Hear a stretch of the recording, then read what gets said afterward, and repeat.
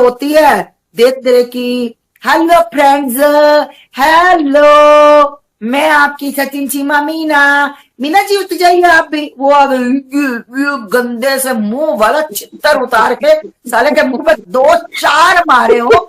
दोस्तों गुलाम अजहर को लेकर एक काफ़ी बड़ा अपडेट जो है वो सामने निकल कर आ चुका है। जैसा कि दोस्तों अभी आपने वीडियो के शुरू में देखा होगा, आस्थमा जी का ये वीडियो अभी इस समय लोग सोशल मीडिया पर काफ़ी ज़्यादा देख रहे हैं और इस वीडियो के बारे में काफ़ी ज़्यादा चर्चा करते हुए नज़र आ रहे हैं, क्योंकि इस वीडियो में आज आस्थमा जी ने सीमा हैदर के बारे में और सचिन के बारे में बहुत ही बड़ा अपडेट दिया है, जो कि आप लोगों के लिए जानना काफ़ी ज़्यादा ज़रूरी है। और वैसे भी दोस्तों आप सभी लोग इस बारे में अच्छे से जानते होंगे, सीमा हैदर जो है वो अभी भी इस समय सचिन के यहाँ पर इंडिया में रुकी हुई है, वो अभी तक पाकिस्तान में नहीं पहुँची है।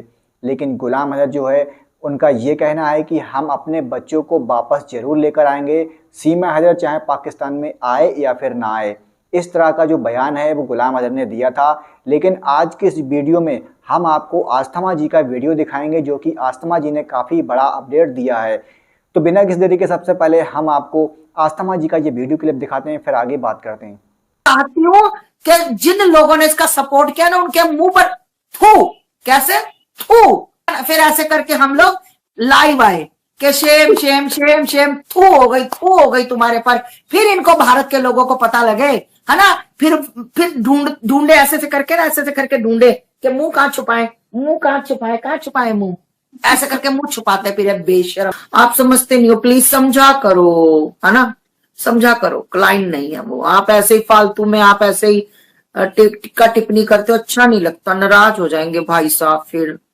फिर वो जल्दी जल्दी अपनी बहन के घर जाएंगे उसको समझाने, फिर बहन के घर पहुंच जाएंगे, फिर छत पे लेकर जाएंगे उसको समझाने के लिए। या वो हाथ पकड़ के, वो मीडिया वाला बता रहा था, हाँ वो मुझे इतना बुरा लगा, कह रहा है माता जी किसकी बात कर रहे हो, कह रहा है उसने आके वैसी जनरल बात की कि माता जी ये एडवोकेट है। मैंने कहा और क्या तुझे नहीं पता एडवोकेट?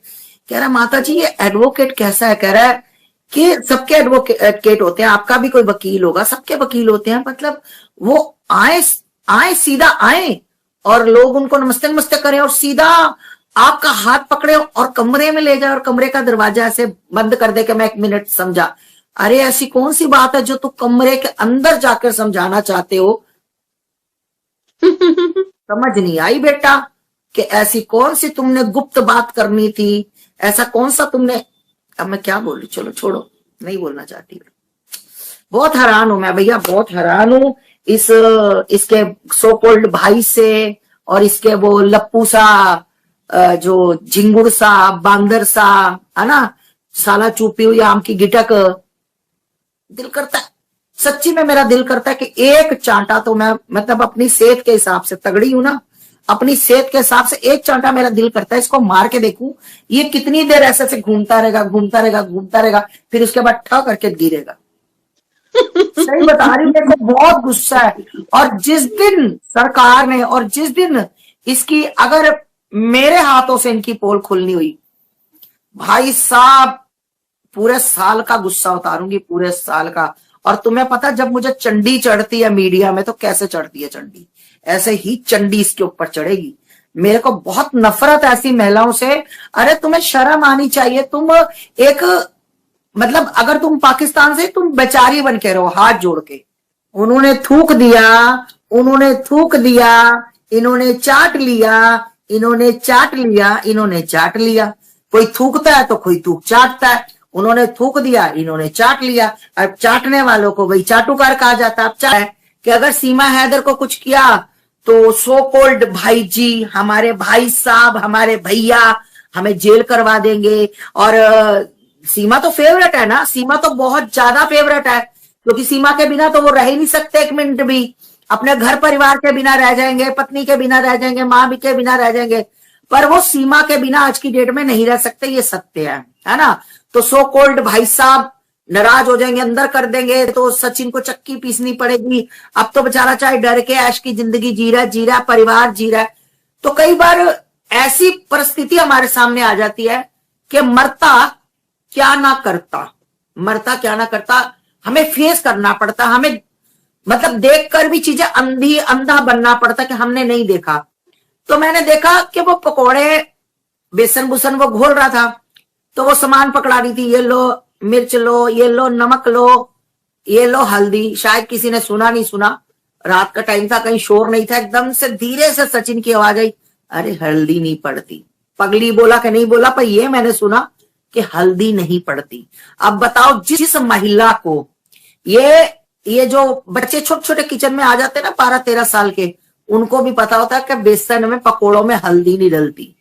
ये निठल्ली निकम्मी यारों से बात करने वाली, ये सिर्फ कोठा चलाने वाली, ये सिर्फ मतलब एक वैश्यावृत्ति वाली मिर्ची बार गर्ल, इसको ये नहीं पता कि पकोड़ों में हल्दी पड़ती है कि नहीं पड़ती। ये सिर्फ और सिर्फ बिल्कुल, मैं सोचती थी कि पाकिस्तान वाले बकवास कर रहे हैं, पाकिस्तान वाले भौंक रहे हैं कि मतलब ये भाग गई, ये भगोड़ी है, ये कोठे वहां जाती थी, ये मिर्ची बार गर्ल, इसका वहां डांस होता था। तो मैं कहती थी ये, अब मुझे पता लगा ये चीजें देखकर ये बिल्कुल सत्य है। उसको खाना तक नहीं बनाना आता था।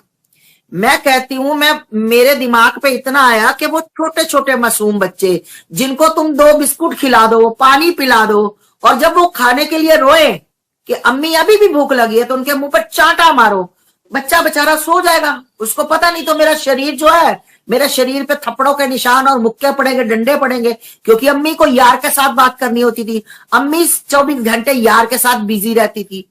मतलब शर्म की बात है, कितनी बड़ी विडंबना है। जो लोग सीमा का सपोर्ट कर रहे हैं, उनको शर्म नहीं आती कि वो महिला जो एक नचनिया, जिसको खाना तक नहीं बनाना आता, वो सिर्फ चाय बनाती, उसको खाना नहीं आता बनाना, उसको दिखा देते हैं। वो देखो आज सीमा मम्मी के साथ चपाती बना रही है।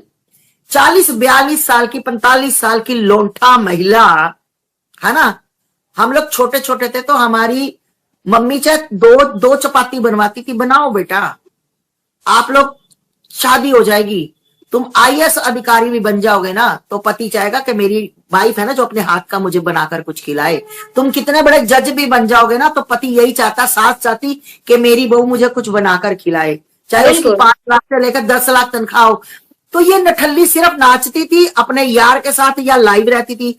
अब यार के साथ लाइव रहने का एक ही मोटिव था कि किसी तरह इंडिया का पूरा प्रोटोकॉल इसके पास जा चुका था। इसके साथ बहुत से प्रूफ आ गए हैं मेरे पास।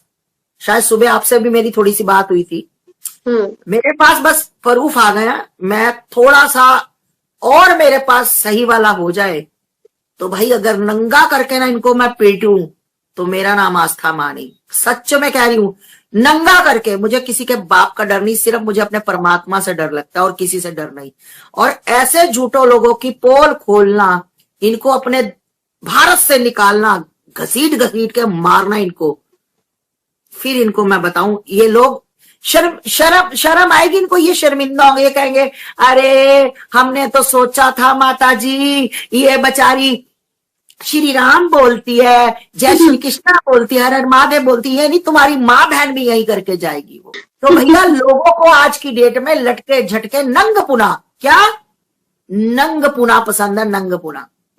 और ऐसे लोगों के अगर मेरा बस चले ना, लट लेकर पिछवाड़े में मारू बना बनाकर। शर्म आनी चाहिए। बहन बेटियों वाले जो लोग हैं ना, जो बहन बेटियों वाले होकर ऐसी महिलाओं को, सीमा हो कोई भी ऐसी गंदी महिला हो, उसको सब्सक्राइब करते हैं ना सिर्फ अपनी ठरक ठंडी करने के लिए, अपनी हवस ठंडी करने के लिए। तो अगर उनके घर में बहन बेटियां हैं ना, तो एक छोटा सा अगर तालाब, अब तो ठंड है, तुम्हें ठंड लगेगी, मग्गे में पानी लेकर अपना नाक डुबाकर मर जाए। इन लोगों के साथ होना चाहिए। मैं तो कहती सीमा हैदर बाहर निकले और जिसके दिल चाहे चांटा बजाए, जिसके दिल चाहे जूता बजाए, होना चाहिए। हमें साला हमें कोई करे, मार मार के घर में घुसकर मारूंगी मैं, है ना। ये लोगों के साथ होना चाहिए। भैया सिर का ताज बनाया, भौजी बनाया, भाभी बनाया, आप बहुत अच्छी हो, आप उल्टी आरती करती हो, उल्टी घंटियां बजाती हो, होना चाहिए इनके साथ। मुझे बहुत खुशी, मैं तो जिस दिन वो इनको धमकाती है या गाली देती है, उसका देखा करो नाक, मतलब अगर आप गुस्से में हो तो आपकी नाक फुली नजर आ जाती है आपकी आंखों से।